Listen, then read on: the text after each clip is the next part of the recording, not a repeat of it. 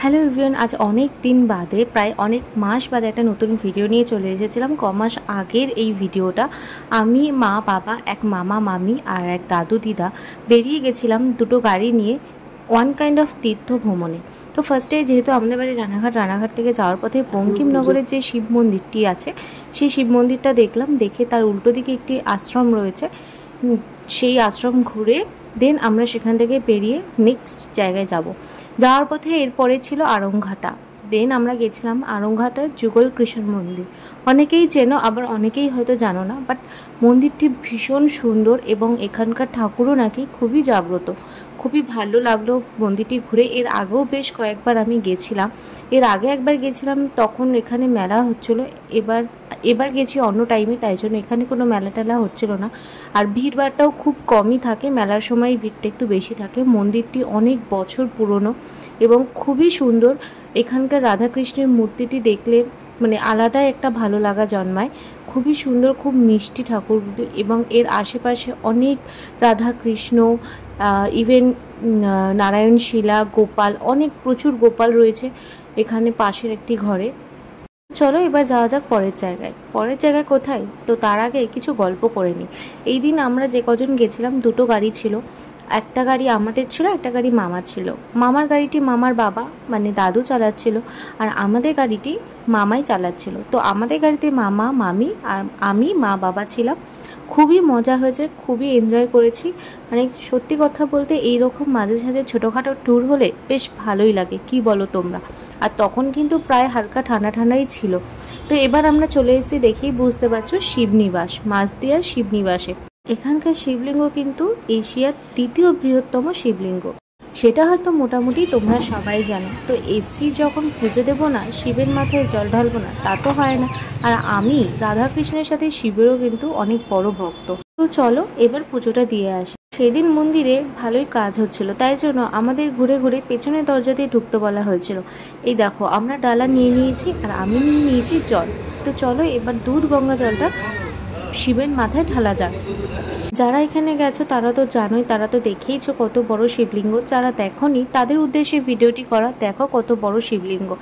আর এর ভেতরে তো বেশিরভাগ মন্দিরের ভেতরেই আর কি ধূপকাঠি মোমবাতি দিতে দেয় না, তাই জন্য বাইরে এসেই আমি ধূপকাঠি মোমবাতি দেখিয়ে নিয়ে সেটাকে বাইরেই একটা স্ট্যান্ড রাখা ছিল, সেখানে দিয়ে দিলাম। তো চলো এবার কিছু ফটোশ্যুট করে নিয়েছিলাম, করে নিয়ে তার উল্টো দিকেই ছিল হচ্ছে রাম সীতার মন্দির। এই মন্দিরটি কিন্তু ভীষণ সুন্দর। এর ভিতরে ছবি ভিডিও অ্যালাউ ছিল না বলে আমি করিনি সেইভাবে, জাস্ট ঢোকাটুকুনি আমি করেছি, তোমাদের সাথে মানে শেয়ার করতে পারলাম না। কোনো দিন যদি যাও দেখবে, ভালো লাগবে। আর এখানে একটা দোকানে বিক্রি হচ্ছিল 1 টাকার সিঙ্গারা। দেখো কি কিউট না, বাবা এনে দিয়েছিল গরম গরম এই 1 টাকার সিঙ্গারা খেতে আমাদের সবারই বেশ ভালো লেগেছে। এবার আমরা যাব হচ্ছে নেক্সট ডেস্টিনেশনে। কোথায়? সেটা হচ্ছে কৃষ্ণনগরের নৃসিংহদেব মন্দিরে। এই প্রত্যেকটি জায়গা, যে কটা জায়গায় এখনো অবধি দেখালাম, এরপরে দেখাবো, প্রত্যেকটি জায়গাতেই আমি অনেকবার করেই গেছি। এখানেও ভীষণ সুন্দর এবং শান্ত একটা পরিবেশ। আর এই নৃসিংহদেব হচ্ছে পাশের যে পুকুরটি ছিল সেই পুকুরটির থেকেই পাওয়া গেছিলো এই মন্দিরটি, এবং এখানকার নরসিংহ দেবটিও কিন্তু ভীষণ জাগ্রত। আমরা যখন গেছিলাম তখন মন্দির বন্ধ হয়ে গেছিলো, দুপুরে ঠাকুরকে ভোগ দেওয়া হচ্ছিলো। সেই সময় আমরা সকালের ব্রেকফাস্ট সেরে নিয়েছিলাম তার পাশেরই একটা দোকান থেকে কচুরি আর তরকারি দিয়ে। তো দেন মন্দির খোলা হলো, আমরা ঢুকলাম, পুজো টুজো দিলাম, কিছুক্ষণ বসলাম। এরপর আমরা যাচ্ছি, কোথায় যাচ্ছি বলো তো? কি বুঝতে পারছো? আমরা যাচ্ছি নবদ্বীপ। নবদ্বীপের এই ব্রিজটা কিন্তু ভীষণ সুন্দর। যারা যারা গেছো তারা নিশ্চয়ই দেখেছো, তাদের নিশ্চয়ই ভালো লেগেছে। যারা যাওনি একবার বলবো এইভাবে এই ব্রিজ দিয়ে যেও গাড়িতে করে, খুব ভালো লাগবে। নিচে গঙ্গা আর ব্রিজটার শুরুতে এইরকম চৈতন্যদেবের মূর্তি ছিল। খুবই সুন্দর সাজানো একটি ব্রিজ, খুবই ভালো লাগলো। আর তখন ছিল হালকা হালকা ঠান্ডা ঠান্ডা হাওয়া, বেশ ভালোই লাগছিল। এরপর যাচ্ছি আমরা কোথায়? নবদ্বীপের পোড়ামাতলা। অনেকেই গেছো, আমিও গেছিলাম, বাট অনেক ছোট ছিলাম, ঠিক খুব একটা মনে নেই। তাই এইবার গিয়ে ভালো করে মন্দিরটি দর্শন করলাম এবং সেখানে অনেকক্ষণ বসে পুজো দিলাম, প্রণাম করলাম, বেশ ভালো লাগলো। আমরা যখন গেছিলাম তখন ফাঁকা ছিল, আস্তে আস্তে যখন আমরা বেরোচ্ছি তখন দেখলাম ভীষণ ভিড় হচ্ছে। পাশে ছিল মা ভবতারিণীর এই মন্দিরটি। এখানকার মায়ের রূপ ভীষণই সুন্দর, তোমরা দেখো তোমরাও বুঝতে পারবে। আমার তো ভীষণ ভালো লেগেছে মাকে দেখে। আর পাশে ছিল একটা শিব মন্দির, যেখানেই মা সেখানেই বাবা, এটা তো থাকবেই বলো।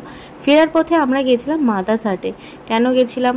লাঞ্চ যেহেতু আমাদের করা হয়নি, সেই একটা কারণ। আর নেক্সট কারণ ছিল যে দাদু দিদা গেছিলো, মানে যে মামা ছিল সেই মামার বাবা মায়ের অ্যানিভার্সারি ছিল। তো আমরা ভাবলাম লাঞ্চও করা হয়নি, অ্যানিভার্সারিও সেলিব্রেট করা হলো না, তো চলো মাদারসাটে ফেরার পথে মাদারসাটে ঢুকেই সেই কাজগুলো সেরে নেওয়া যাক। মাদারসাট কিন্তু এখন খুব সুন্দর করে সাজিয়ে দিয়েছে, বাইরে ভালোই স্টল টল বসেছে। ফার্স্টে আমরা অর্ডার করেছিলাম চা, যেটা ছাড়া আমার বাবা দাদু এরা তো থাকতেই পারবে না। তো বাবার জোর করাতে আমি এখানকার চাটা টেস্ট করলাম। এর আগেও গেছিলাম, বাট চাটা কখনোই টেস্ট করা হয়নি। এই যে মামি আর পাশে মামা, চাটা খেলাম, খুবই ভালো লাগলো। দেন আমরা সেলিব্রেট করলাম দিদা আর দাদুর অ্যানিভার্সারি। খুবই মজা করে দিনটি কাটলো, দিদা দাদুও খুবই মানে এনজয় করেছে দিনটি। এখানে কেক টেক কাটাকাটি চললো, খাওয়ানো, কেক খাইয়ে দেওয়া, এগুলো সবই চললো। ফটো সেশনগুলো কমপ্লিট হলো করে এবার আমরা যাব লাঞ্চ করতে। লাঞ্চে অর্ডার করেছিলাম অনেক রকমের মেনু, সাথে ছিল পোলাও মাটনের একটা কম্বো ছিল, থালি ছিল, সেটা আমি মামা মামি অর্ডার করেছিলাম। বাদবাকি ছিল এরকম তন্দুরি রুটি, পনির, এইসব অনেক কিছু ছিল। যেহেতু মা বাবা ভেজ খায় তাই জন্য পনির তন্দুরি রুটিটা অর্ডার করা হয়েছিল। খুব ভালো লাগলো। এখানকার খাবার তো আমার মানে আমাদের সবারই খুবই ফেভারিট। আর আরেকটা জিনিস শেয়ার করবো, যেটা বাবা পরে আনিয়েছিল, লঙ্কা। এখানকার লঙ্কার ডিজাইন দেখেছো কীভাবে দেওয়া, দারুণ লাগছে, বাবার জন্যই আনা।